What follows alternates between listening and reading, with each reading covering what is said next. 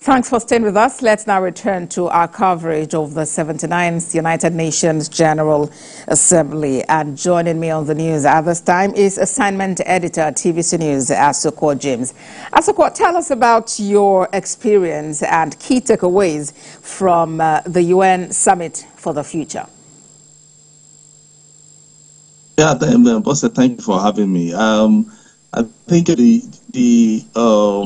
hunger for the 79th session, is still tomorrow. It will be ending on the 30th. So, the quick takeaways here is people are already thinking about the future and the peace and how to maintain the peace, particularly in the future. So we are not really talking about what will happen now, but we are talking about tomorrow.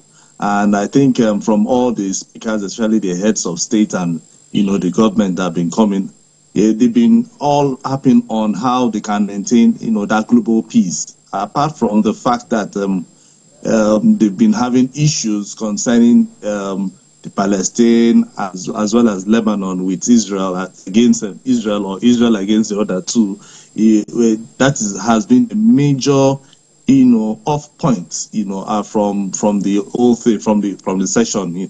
Well, from what the UN Secretary General actually insisted on, is insisting that people, and when I mean people, I mean nations and countries around the world, must have a way of trying to resolve problems. And the only way they can do that is by coming to the round table to discuss on how, they can, sort their problems out rather than, using guns and killing people. And because if you are killing people, you are also affecting children.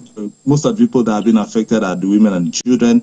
And as well, this also eats deep into, the finances of the United Nations. And when I mean United, it means that everybody that is a member who also participates in either giving one support or the other, their budget for assisting United Nations is also being affected. So for the quick takeaways is for nations to begin to look at better ways of how they can resolve their issues rather than going out to start gunning and killing people.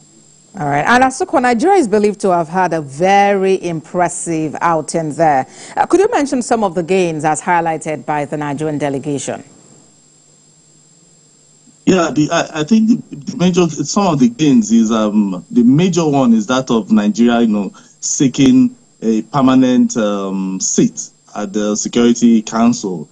Though so many people will always say it's going to be very difficult because we have 15 members and 5 are permanent members, 10 are non-permanent members, and for you to become a permanent member, you will need the support. When I mean support, I mean the entire approval of the 5 permanent members. And from the 10 that are non-permanent members who usually rotate their seats every 2 years, we have some key big countries like Japan, countries like Germany. They are all non-permanent members in the Security Council. For Nigeria to ask, it means that Africa has come of age, because that is what even the Vice President was trying to push, that I think it's time for you to also consider Africa in this permanent seat.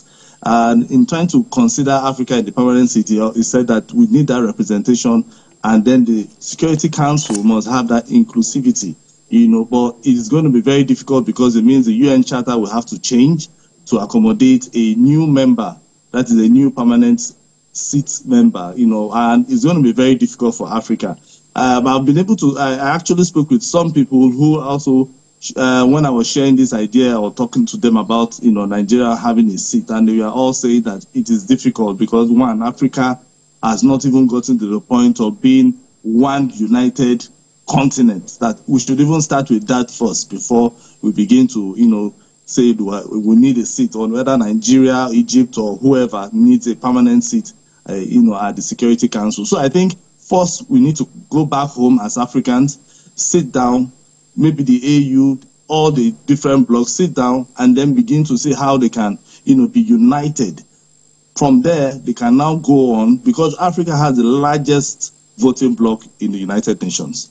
We have about 54 member states, who are in the United Nations. So if they are going to vote, it means that Africa has to have a single voice to be able to bring out 2 members who will be able to say, okay, fine, they will need to be in the Security Council. So it's a good outing for Nigeria. The Vice President really spoke well. He spoke on climate change. He also spoke on this, the Sustainable Development Goal, and most especially Nigeria really asking for a seat at the permanent at the Security Council, which I think if it continues, because the last president, which is President Buhari, actually asked for it. Now President Tinubu is also asking. So we'll keep pushing and we'll see how it will go. Okay. Asukwa James, assignment editor at TVC News, thank you so much for that update. We look forward to receiving you back home.